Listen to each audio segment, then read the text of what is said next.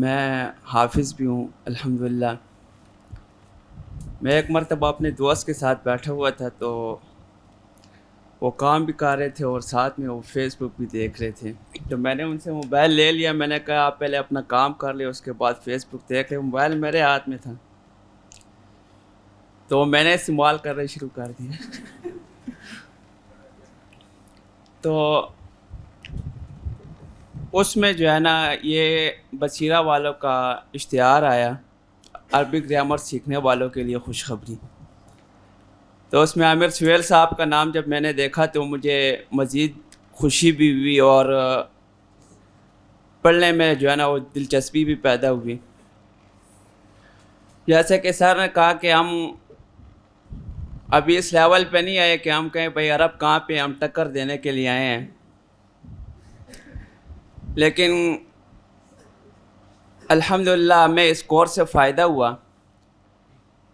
کل میں اپنے دوست کے ساتھ بیٹھا ہوا تھا تو وہ بچوں کو قرآن پڑھا رہے تھے، تو اس میں وہ آیات پڑھ رہے تھے وَقَالُوا لَن يَدْخُلُوا الْجَنَّةَ۔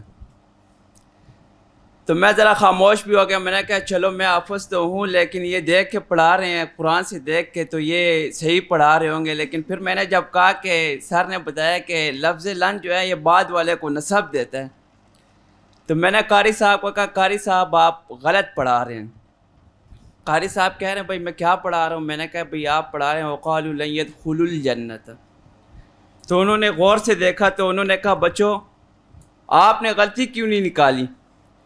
تو میں نے سر جی کی بات مجھے یاد آئی، میں نے کہا آپ تو جس طرح بچوں کو پڑھائیں گے تو سر بچے ویسے پڑھیں گے، وہ تو گھر جا کے اپنے والدین سے لڑتے ہیں نہیں جی ہمارے ٹیچر نے ایسے پڑھایا ہے۔ تو پھر انہوں نے جو ہے نا اپنی غلطی تسلیم کی کہ جی میری اس طرف زیادہ توجہ نہیں تھی، تو انہوں نے پھر معذرت کی، پھر اس کو جو ہے نا صحیح کیا۔ تو ابھی ہم ایک چھوٹے سے کومپل کی طرح ہیں، انشاءاللہ استادوں کی دعائیں شامل حال رہی، وقت آئے گا ایک تناور درخت کی صورت میں ہم انشاءاللہ یہاں پہ کھڑے ہو کے پڑھا رہے ہوں گے۔